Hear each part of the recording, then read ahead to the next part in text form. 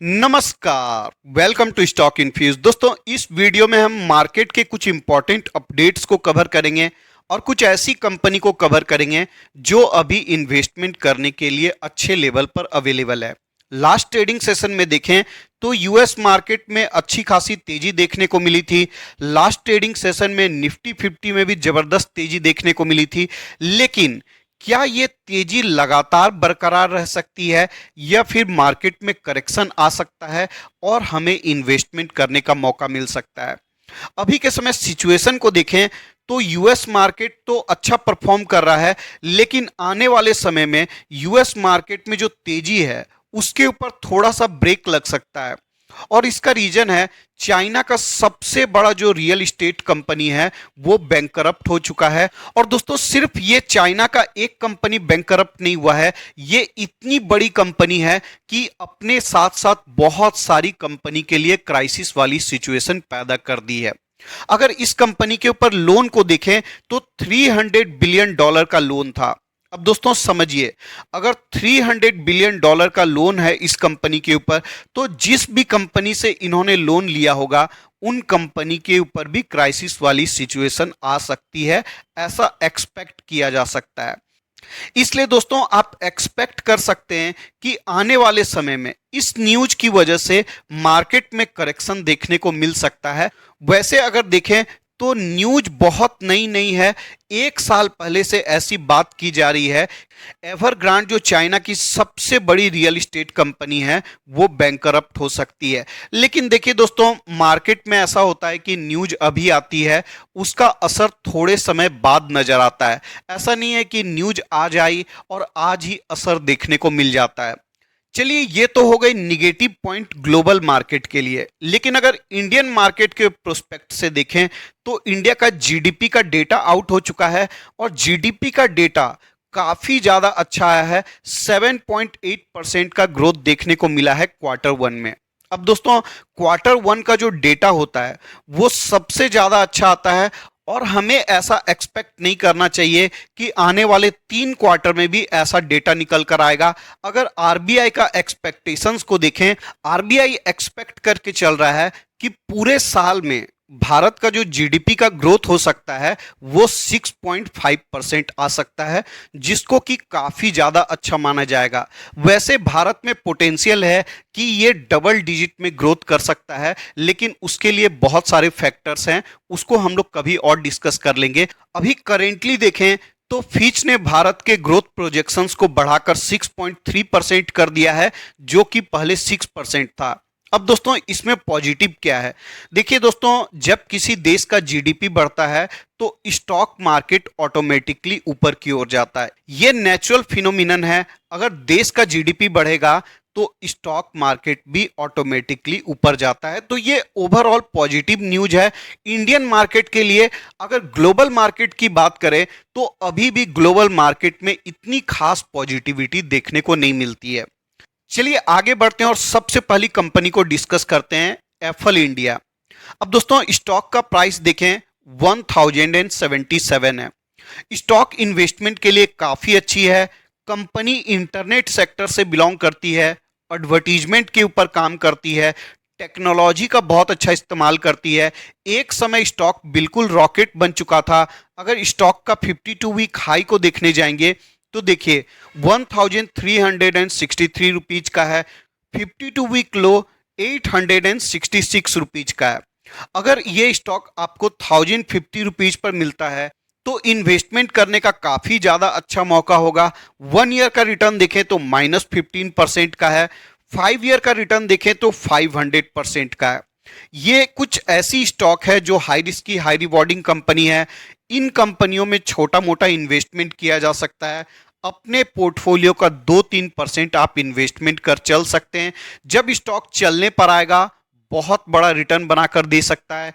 तो डेफिनेटली इस कंपनी को आप अपने रडार पर रख सकते हैं। ₹1050 पर मिलता है तो पहला इंस्टॉलमेंट लगा सकते हैं, या फिर आप चाहें तो ₹1000 का भी इंतजार कर सकते हैं। ₹1000 पर पहला इंस्टॉलमेंट लगा सकते हैं। हर ₹50 के गैप में इस स्टॉक में इन्वेस्टमेंट करने का मौका अवेलेबल है, तो अपने अनुसार इन्वेस्टमेंट करिएगा। बहुत बड़ा इन्वेस्टमेंट मत करिएगा, पोर्टफोलियो का 2, 3, 4% तक इन्वेस्टमेंट किया जा सकता है। नेक्स्ट स्टॉक है कैंपस एक्टिववेयर। अब दोस्तों बहुत सारे लोग बोलेंगे मैं कैंपस को बहुत बार डिस्कस कर रहा हूं। डेफिनेटली दोस्तों बहुत बार डिस्कस कर रहा हूं, क्योंकि मार्केट साइज बहुत बड़ा है, अपॉर्चुनिटी बहुत बड़ी है, स्टॉक डिस्काउंट पर अवेलेबल है, तो डेफिनेटली इन्वेस्टमेंट करने का मौका है, तो हम लोग डिस्कस कर रहे हैं। अब यही स्टॉक मान लीजिए ₹500 के ऊपर होता, ₹600 के ऊपर होता, तो हम लोग इतना ज़्यादा डिस्कस नहीं कर रहे होते, क्योंकि स्टॉक अपने ऑल टाइम हाई पर होता, तो इन्वेस्टमेंट करने का इतना अच्छा मौका नहीं होता। लेकिन चूंकि स्टॉक डिस्काउंट पर अवेलेबल है, तो इन्वेस्टमेंट करने का अच्छा मौका है। आप चाहें तो रिलैक्सो में भी इन्वेस्टमेंट कर सकते हैं, आप चाहें तो कैंपस में भी इन्वेस्टमेंट कर सकते हैं। इन्वेस्टमेंट करने के लिए फुटवेयर सेक्टर में यही दो कंपनी अच्छी है, दोनों में से कोई भी कंपनी में इन्वेस्टमेंट कर सकते हैं, या आप चाहें तो दोनों ही कंपनी में इन्वेस्टमेंट कर सकते हैं। ₹6 आप रिलैक्सो में इन्वेस्टमेंट कर सकते हैं, ₹4 आप कैंपस में इन्वेस्टमेंट कर सकते हैं, और इस तरीका से आप दोनों ही कंपनी को अपने पोर्टफोलियो में रख सकते हैं। अब इस कंपनी में इन्वेस्टमेंट क्यों करना है, इसको हमने कई बार डिटेल में डिस्कस किया है कि मार्केट साइज बहुत बड़ा है, इंडिया में कंजम्पशन तेजी से बढ़ेगा, फुटवेयर का डिमांड बढ़ेगा, फास्टेस्ट ग्रोइंग कंपनी है, तो ऐसी बहुत सारी फैक्टर्स है जिसकी वजह से इस कंपनी में इन्वेस्टमेंट की जा सकती है। अगर स्ट्रेटेजी की बात करें तो डेफिनेटली डिस्काउंट पर अवेलेबल है। आप ₹300 पर या करेंट मार्केट प्राइस पर पहला इंस्टॉलमेंट लगा सकते हैं। अगर स्टॉक में ₹10-15 की गिरावट होती है, नेक्स्ट इंस्टॉलमेंट लगा सकते हैं। अगर स्टॉक ₹275 पर जाता है तो आप अपना नेक्स्ट इंस्टॉलमेंट लगा सकते हैं। ऐसे ही 2-3 इंस्टॉलमेंट में ही इन्वेस्टमेंट करने का प्रयास करिएगा। नेक्स्ट स्टॉक है सोना BLW। अब दोस्तों इस स्टॉक को हमने कई बार डिस्कस किया है। ₹400 के लेवल पर डिस्कस किया था, ₹450 के लेवल पर डिस्कस किया था, ₹5 के लेवल पर करेंट कुछ दिन पहले हमने डिस्कस किया था, और अभी भी देखें तो ₹600 के नीचे अवेलेबल है। अगर ये स्टॉक आपको ₹550 पर मिलता है, इन्वेस्टमेंट करने का काफ़ी अच्छा मौका होगा। अगर आपको ईवी के सेक्टर में इन्वेस्टमेंट करना है तो ईवी सेक्टर के लिए ये कंपनी काफ़ी अच्छी है। कंपनी के बिजनेस का जो पार्ट है, जो ईवी से अभी आता है, वो धीरे धीरे करके बढ़ता जा रहा है, तो आने वाले समय में ये कंपनी आपको अच्छा रिटर्न प्रोवाइड कर सकती है। वैल्यूएशन वाइज कंपनी थोड़े से हायर लेवल पर है, इसका ऑल टाइम हाई ₹800 है, करेंटली ₹592 पर अवेलेबल है, ₹550 पर मिलता है। डेफिनेटली आपको इन्वेस्टमेंट करने का मौका देखना चाहिए। स्टॉक में बहुत ज़्यादा गिरावट होगी, इसकी संभावना काफ़ी कम है, और स्टॉक में ऊपर जाने की संभावना ज़्यादा नज़र आती है।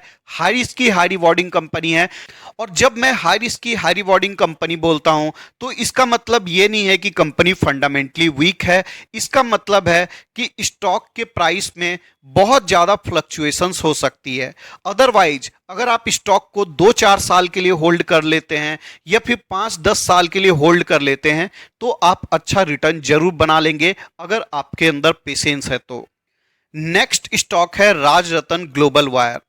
अब दोस्तों ये कंपनी एक समय रिटेल इन्वेस्टर का फेवरेट कंपनी बन चुका था, और उसका रीजन है रिटर्न। लास्ट 1 ईयर का रिटर्न देखें -34% का है, लेकिन लास्ट 5 ईयर का रिटर्न देखें 1900% का रिटर्न है। मतलब लास्ट 5 ईयर में कंपनी ने अपने शेयर होल्डर के पैसे को 20 टाइम्स बनाकर दिया है। किसी ने 1 लाख इन्वेस्टमेंट किया होता तो 5 साल बाद, मतलब आज के समय, वो 20 लाख बन चुका होता। तो कंपनी ने बहुत बड़ा रिटर्न बनाकर दिया है, और कंपनी के 52 वीक हाई को देखें तो ₹1400 का है, और 52 वीक लो देखें तो ₹700 के आसपास 52 वीक लो नजर आता है। तो अभी भी स्टॉक को देखें तो 52 वीक लो के आसपास ही ट्रेड कर रहा है। अब दोस्तों जिनको नहीं पता है कंपनी क्या बिजनेस करती है, तो कंपनी टायर में जो वायर रहता है, स्टील का वायर रहता है टायर के अंदर, कभी आपने टायर को बर्न होते हुए देखा है तो अंदर में स्टील का वायर होता है, बहुत ही स्पेशल टाइप का वायर होता है। और राजरत्न ग्लोबल वायर उस स्टील वायर को बनाने में मार्केट की लीडर है, और टायर के कंपोनेंट में वो स्टील का वायर बहुत ही इंपॉर्टेंट रोल प्ले करता है। और ये कंपनी मार्केट की लीडर है, कंटिन्यू एक्सपेंड कर रही है, कंपनी का बिजनेस थाईलैंड में भी स्प्रेड हो रहा है, तो अच्छा कर रही है कंपनी। अगर टायर का बिजनेस ग्रो करता है, बहुत सारे लोग टायर कंपनी में इन्वेस्टमेंट करते हैं, तो टायर का बिजनेस अगर ग्रो करेगा तो राजरत्न ग्लोबल वायर का भी बिजनेस ग्रो करेगा। अभी स्टॉक डिस्काउंट पर मिल रहा है, हाई रिस्क की हाई रिवॉर्डिंग कंपनी है। जैसा कि मैंने अभी पहले बताया कि हाई रिस्क की हाई रिवॉर्डिंग कंपनी का मतलब क्या होता है, तो उसका मतलब यही होता है कि स्टॉक बहुत ज्यादा टूट सकता है। अब देखिए दोस्तों, स्टॉक का हाई कहाँ है, 1500 रुपीज के आसपास है, और अभी स्टॉक कितने पर मिल रहा है, 750 रुपीज के आसपास मिल रहा है। मतलब स्टॉक में 50% का गिरावट हो चुका है, और यही हाई रिस्क की हाई रिवॉर्डिंग कंपनी का मतलब होता है कि स्टॉक ऊपर से 50, 60, 70% तक टूट सकता है। अदरवाइज देखें तो कंपनी में फंडामेंटली कोई रिस्क नजर नहीं आती है। और हाँ दोस्तों, आपको एक बात बता दूं, अभी अगर आप इन्वेस्टमेंट करते हैं तो ऐसा रिटर्न का एक्सपेक्टेशंस मत करिएगा कि नेक्स्ट 5 ईयर में आपको 1900% का रिटर्न मिल जाएगा। नहीं, ऐसा पॉसिबल नहीं है। लेकिन हाँ, नेक्स्ट 5 ईयर में कंपनी आपको 500% का रिटर्न देने की क्षमता रखती है, जिसको कि एक मल्टी बैगर रिटर्न ही माना जाएगा। तो डेफिनेटली इस कंपनी को भी अपने रडार पर रख सकते हैं।